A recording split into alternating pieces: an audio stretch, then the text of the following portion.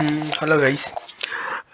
ஒரு கரெக்டான சப்போர்ட்டை எப்படி ஃபைன் பண்ணுறது, அப்புறம் எது பிரேக் அவுட்டு, எது பிரேக் அவுட் ஃபெயிலியர் ஆச்சு, அதை பார்ப்போமா. இப்போ எப்படின்னா, இப்போ இது வந்து ஹை, ஓகேவா, இது ஒரு ஹை, இது ஒரு ஹை. அப்போ இந்த ஹைக்கும் இந்த ஹைக்கும் எப்படி இருக்குன்னா சேம் லெவல்ல இருக்கு, ஓகேவா. ஆனா இந்த ஹைக்கும் இந்த ஹைக்கும் எப்படி இருக்குன்னா ட்ரெண்ட் ஆயிருக்கு, ஓகேவா. அதே மாதிரி தான் இந்த ஹைக்கும் இந்த லோக்கும் ஒரு ட்ரெண்ட் ஆயிருக்கு, ஓகேவா. அப்போ மார்க்கெட் எப்போ இதை உடைக்குதோ அப்போ மார்க்கெட் என்ன பண்ணுவான்னா சோர்ஸுக்கு தான் போவான், கரெக்டாக சோர்ஸுக்கு போக தான் பார்ப்பான். சரி, அப்போ நம்ம எப்படி ட்ரேடு ரெடி பண்ணோம், இனிஷியேட் பண்ணணும்னா ஃபஸ்ட்டு 30 மினிட்டு இதுலேயே மார்க் பண்ணீங்க, ஓகேவா. சும்மா மார்க் பண்ணி வச்சுருங்க. அதுக்கப்புறம் இந்த இடத்தையும் மார்க் பண்ணுறீங்க. அப்புறம் இந்த 30 மினிட் ஹையை மார்க் பண்ணுறீங்க. அப்புறம் இன்னைக்கு காலையில் ஓப்பன் ஆச்சு, ஓகேவா. மார்க்கெட் ஓப்பன் ஆனதுமே எப்படி பண்ணியிருக்கான்னா ப்ரீவியஸ் டே க்ளோஸ் இருக்குல்ல, இந்த க்ளோஸை நல்லா வாட்ச் பண்ணணும். அப்போ இதுலேருந்து தான் கரெக்டாக போயிருக்கான். அப்போ இங்கே போனதும் இதில் ஒரு செல் கேண்டில் மாதிரி கொடுத்துருக்கான், ஆனால் செல்லிங் கிடையாது. இதை ஐடென்டிஃபை பண்ணணும். கொஞ்ச நாள் மார்க்கெட்டில் இருந்தால் அதை ஐடென்டிஃபை பண்ணிடலாம்.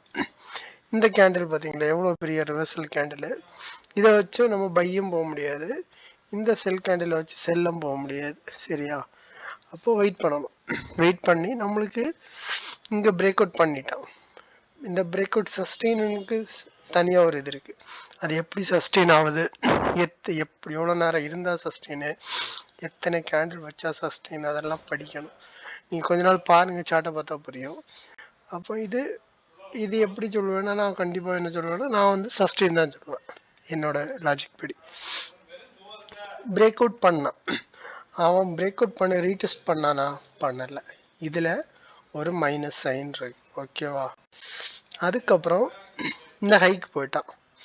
இந்த ஹைக்கு போயிட்டு அவன் ரீடெஸ்ட் பண்ண இவன் இங்கே வரணும், கண்டிப்பாக வந்தே ஆகணும், சரியா. இதுதான் ரெண்டாவது சைன், ஓகேவா. இந்த ரீடெஸ்ட்டுக்கு இவன் வரணும், ஏன்னா இங்கே பிரேக் அவுட் பண்ணியிருக்கான். பிரேக் அவுட் பண்ணி இங்கே ரீடெஸ்ட் அடிச்சிருந்தான்னா இங்கே வரமாட்டான். அதை இது ரீடெஸ்ட் அடிக்காதனால அவன் இங்கே வருவான். அப்போ என்ன பண்ணணும், நீங்கள் ரீடெஸ்ட்டுக்கு வர்றதுக்குள்ள ட்ரேடு கிடைக்குமான்னு பார்க்கணும். இதுலேருந்து ஜோன் பெருசுன்னா இதுலேருந்து இது வரைக்கும் கேப்சர் பண்ணிக்கலாம், உங்களுக்கு ஒரு ஸ்கேல்பிங் மாதிரி பண்ணிக்கலாம், ஓகேவா.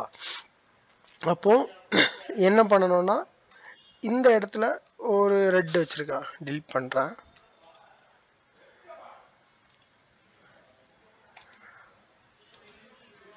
ஒரு நிமிஷம்.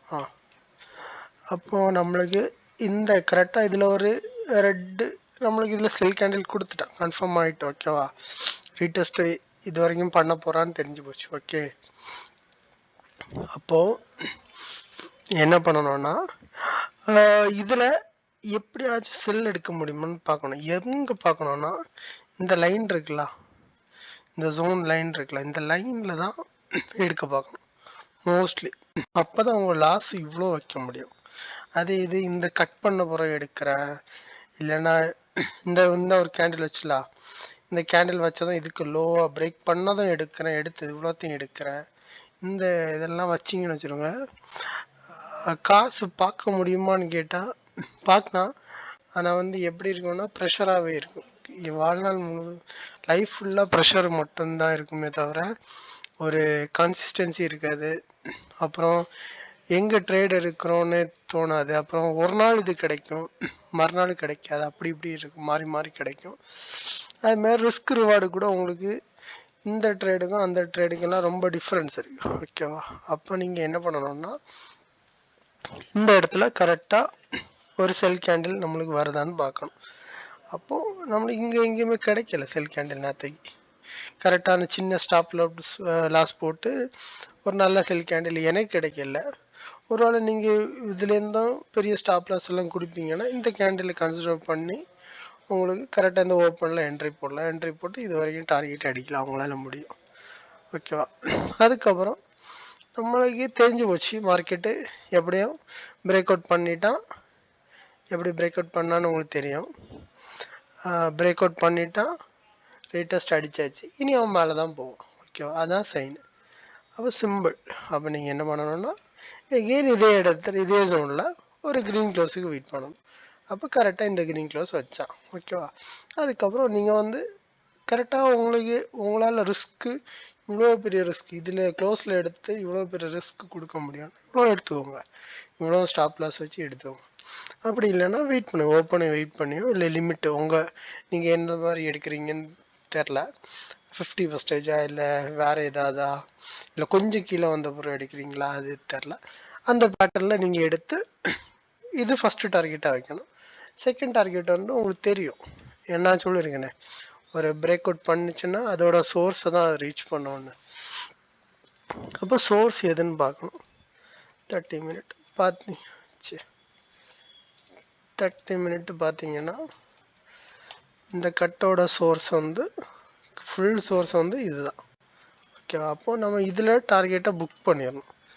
அதை விட்டுட்டு கொஞ்சம் கூட மேலே எடுக்கிறேன் போகுது, கேண்டில் போச்சு அப்படி இப்படின்னு இருந்தீங்கன்னா கஷ்டம்தான். ஓகேவா, அப்போ நம்ம எங்கே ட்ரேட் எடுத்தோன்னு பார்க்கணும். ஃபஸ்ட்டு நம்ம கரெக்டாக இந்த கேண்டில் எடுத்திருக்கோம், இதில் எடுத்து இந்த இடத்துல எடுத்து இதில் ப்ராஃபிட் புக் பண்ணுறோம்.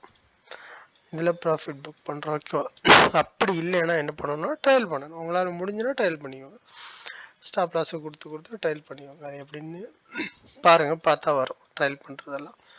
ஓகேவா, அவ்வளோதான். வேறு எனக்கு சொல்ல தெரில. வேறு எனக்கும் ஸ்ட்ராட்டஜிலாம் தெரியாது, எனக்கு இது மட்டும்தான் தெரியும். எனக்கு பிரேக் அவுட் ட்ரேடு எடுப்பேன், நான் பிரேக் அவுட் ட்ரேடும் எடுப்பேன், ஹை லோ ட்ரேடும் எடுப்பேன், சப்போர்ட் ரெசிஸ்டன்ஸும் எடுப்பேன். மற்ற மாதிரி இண்டிகேட்டரு, ட்ரெண்ட் லைனு எல்லாமே தெரியும் எனக்கு. ட்ரெண்ட் லைன் போட தெரியும், எஸ்எம்சி தெரியும், எல்லாமே தெரியும். ஆனால் இதெல்லாமே எப்படி இருந்ததுன்னா ரொம்ப ப்ரெஷர் பில்ட் பண்ணிகிட்டே தான் இருந்தே தவிர ஒரு பீஸான மைண்டில் ட்ரேட் பண்ணவே முடியலை கடைசி வரைக்கும் லைஃப்பில். அதனால தான் சிம்பிளாக முடிச்சுக்கலாம். சிம்பிளான இல்லை, ஒரு லைனே போதும். அதான் பார்த்தீங்களா, இதில் ஒரு ட்ரெண்ட் லைன் இருக்கும், இதில் ஒரு ஹாரிசான்டல் லைன், அவ்வளோதான் வச்சுருப்பேன். ரெண்டும் வச்சு தான் நான் ட்ரேட் பண்ணுறேன். ட்ரெண்ட் லைனு ட்ரெண்ட் லைன் எதுக்குன்னா கட் ஆகுதான்னு பார்ப்பேன். கட் ஆகுதா, பிரேக் ஆஃப் ஸ்ட்ரக்சரா, இல்லை பிரேக் அவுட் ஃபெயிலியரா, அவ்வளோதான். ரெண்டும் தான் யூஸ் பண்ணுவேன், இவ்வளோதான். இப்போது இன்றைக்கி மண்டே பார்த்தீங்கன்னா ஹைலே இருக்குது, இந்த ஹைலே இருக்குது. ஹைலேருந்து எகெயின் இங்கே பிரேக் அவுட் பண்ணியிருக்கான், ரீடெஸ்ட் ஒன்றும் பண்ணலையா.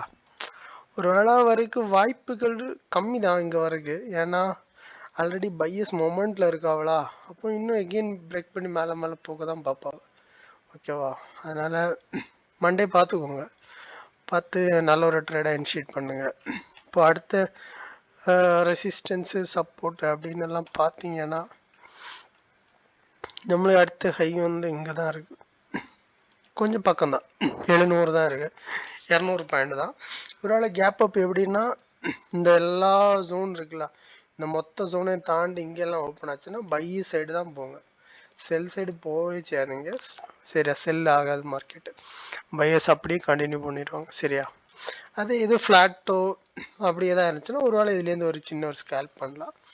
மோஸ்ட்லி பை சைடு ட்ரை பண்ணுங்க, இல்லைன்னா பார்த்து உங்கள் விருப்பம் இல்லை. மார்க்கெட் அது கண்டிஷனை பொறுத்து தான் சொல்ல முடியும். மார்க்கெட் ஓப்பன் ஆகுறது, அப்புறம் அந்தந்த டே அந்தந்த நேரத்தில் எப்படி ரியாக்ட் ஆகுது, அதெல்லாம் பார்த்து தான் சொல்ல முடியும். சரியா, ஓகே, தேங்க்யூ, அவ்வளோதான்.